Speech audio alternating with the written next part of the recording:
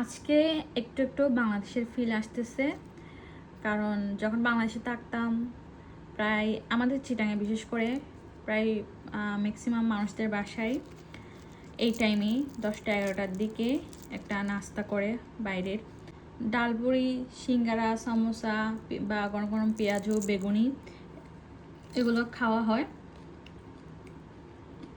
তো আজকে আমি একটু 11টার দিকে একটু পেঁয়াজু বানিয়েছি, বেগুনি, মরিচা। বাংলাদেশে থাকলে না এই টাইমে মানে এই যে বা ছনা মাখা, পেঁয়াজু, বেগুনি, সিঙ্গারা, সমোসা, ডালপুরি এগুলো কিন্তু খাওয়া হইতো অনেক।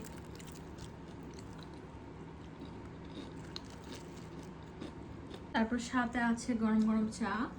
কেমন কেমন লাগতেছে আপনার? যেরকম নামে উঠে গেছে।